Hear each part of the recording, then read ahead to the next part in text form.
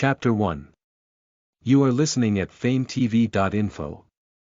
Chapter 1 Translator/Editor.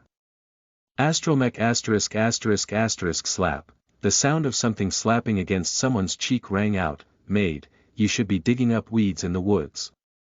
What place do you have coming into the Duke's home? A high-pitched voice screeched in people's ears, and all the watching servants gasped in shock.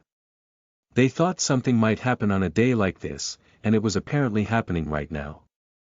The sound was coming from a maid who was speaking harshly. Just across from her was another woman, covering her cheek with her hand. Rise. That was the woman's name. She had glossy red hair, curling down her back and reaching her waist, the color reminiscent of the sun's light in the moments before it rose. Just beyond her pale and soft face were her neatly done eyebrows, below which were dark green eyes, echoing the sentiment of a summer forest. Her lips were full and a light pink color, which were rare to find in the common villagers. Her teeth were well kept and white, and she was the perfect height, neither too tall nor too short. Rise was a beautiful woman, one you would most certainly take a second glance at if you passed her in the streets. Staring fiercely at Rise, the maid spat at her in an angered voice. Maid, the Duke will be returning soon, so will you try and seduce him as well? I suppose the villager men weren't enough for you, but you should really know your place. But despite the harsh words, Rise only quietly listened, and the maid saw such blatant apathy to mean she was ignoring her. Enraged by her attitude, she pushed harder. Maid, you're so shameless, giving birth to a filthy witch, too. Slap. Before the maid could even finish her words, a heavy slapping sound came out once more. The maid's head was pushed to the side, and her cheek was newly reddened. Rise had slapped her in the face. Rise, you dare. A voice, filled with anger, seeped from Rise's mouth. She had been completely silent up until a moment ago, but now she was filled with rage. Rise, I told you. I wouldn't let things go if you spoke ill of Karen. Maid, you. The maid with her cheek all red trembled in anger. After Rise entered the mansion as a temporary worker, this maid never ceased her torment. She would trip her, mix dirt in with her food, and while Rise worked, she would throw mud at her head from behind. But never once did Rise show any kind of response, and that just infuriated this maid all the more. What should I do about her, she thought. This is the Duke's mansion and I am an official maid. Meanwhile, she's just some wanderer we brought in because we didn't have enough hands. She should be living like the dead, that was the maid's thought at least. But now, the quiet and reserved Rise had just slapped her in the face. When the situation slowly became more clear to her, the maid felt unbearable anger. Maid, you. But Rise's hands were much faster. Slap. The maid's head was slapped in the other direction, and now, there were clear reddened hand prints on both sides of her face. Rise, the earlier blow was payment in kind for what you did, so think of this as interest. If it's not enough, I can supply more. Just let me know. The other servants watched with their mouths agape. They all assumed Rise was a weak woman because she remained silent even as they tormented and harassed her. But the Rise in front of them now seemed ferocious, more feral than a cornered rooster. Did Rise always have this kind of personality? Maid, you crazy bitch. Having been slapped twice, the maid's expression twisted. She screamed and attacked Rise, grabbing onto her beautiful and coveted red hair. In an instant, that lovely corner in the garden that was Rise became a total mess, but Rise didn't pull back either. She grabbed the maid's hair, and none of the onlooking servants tried to stop them. Their daily lives were rather boring, so this sight was interesting and fun. Next came a ripping sound, and a button came loose from one of them, rolling across the ground, a sound so subtle, only the sharpest of folk would notice. Thwip, rustle, but in truth, those sounds were coming from Rise's hands. Though the scuffle seemed evenly matched on the outside, the maid was the only one getting roughed up by it. Every time the maid tried to grab at Rise's clothing, Rise would just narrowly escape her grasp. Then someone shouted, "Servant, the housekeeper is coming." At the shout, the gathered group of maids jumped like mice and scattered. But though the maid and Rise ceased their fight, they didn't loosen their grip on each other's hair. the maid was the one who eventually fell away first. Maid, you'll see. I'll make you regret this. Rise smirked, tapping the maid's foot with her own. Rise, you're free to try. With her final word said, Rise turned and quickly ran to the courtyard behind the mansion as the sound of the housekeeper's footsteps grew louder, and then, once the housekeeper arrived, not a single soul remained, leaving behind only a single button that had lost its owner, *****, Rise, awful woman. Rise muttered under her breath as she drew water from the well, sticking her hand in it and feeling the cold water against her skin like ice. She scooped up some of the water with her hands, carefully putting it against her face.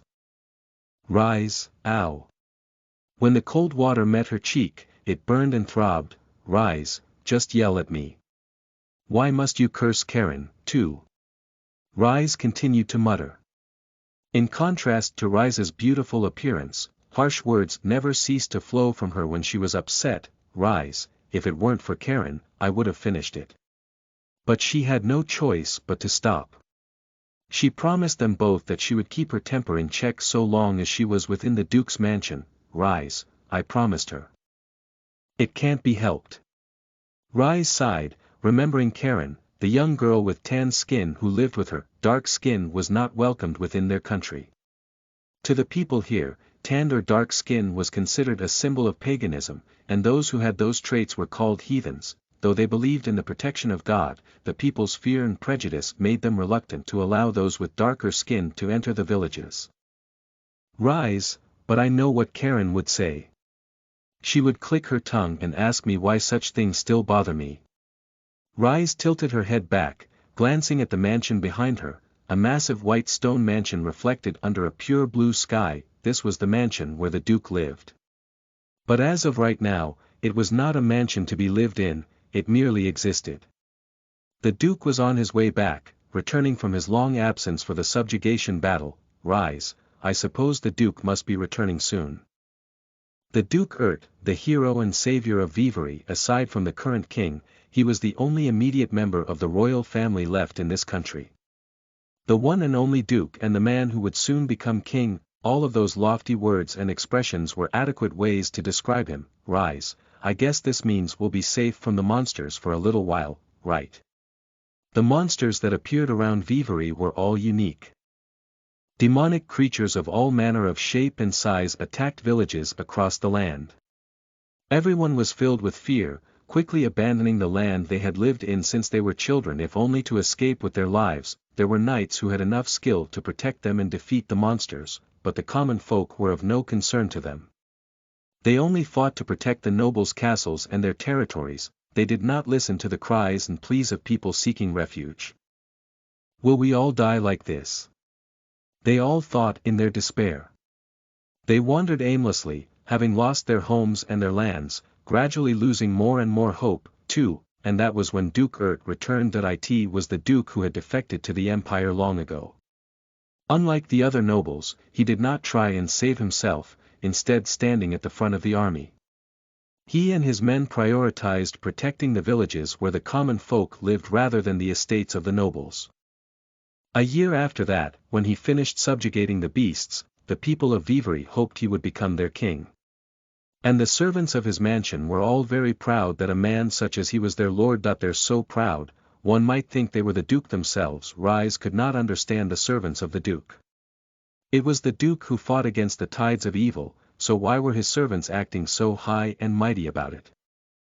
But there was something else that Rise inwardly thanked the Duke for other than defeating the monsters. It was his order to restore the mansion, which had been neglected for so long. While he was in exile in imperial territory, the duchy was left abandoned in his absence. The restoration efforts were a momentous task, something that his servants alone were not capable of completing. The duchy gathered all the people with able hands, capable of work. The mansion was big, but it was not large enough to accommodate all the people necessary for work, so the servants of the mansion preferred to hire people from nearby villages with homes of their own to sleep in. On the day they were recruiting people, the villagers grumbled as they stared at Rise, standing in line. Within their glares was a clear question of why the village's biggest source of trouble was here.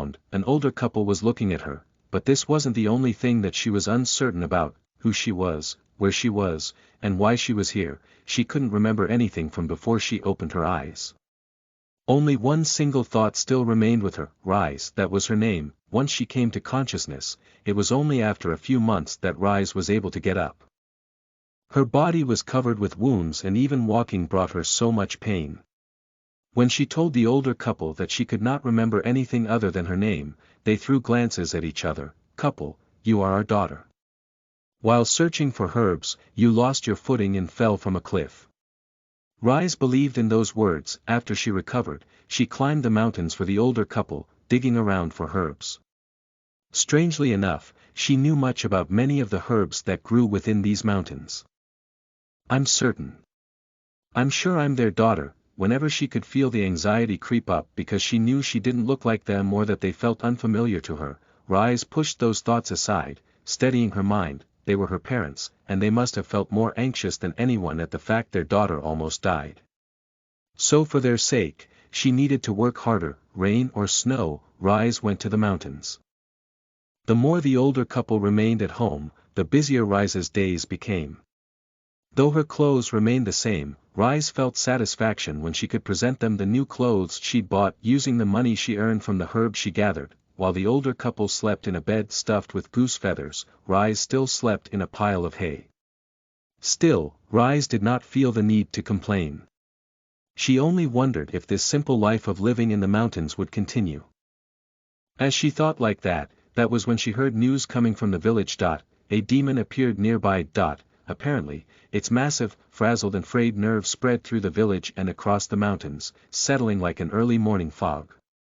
And just as people said, that's when they appeared. ******************************************************************* is a French name, and should be pronounced like air, te. Listen to the full novel at FameTV.info, direct link in the description.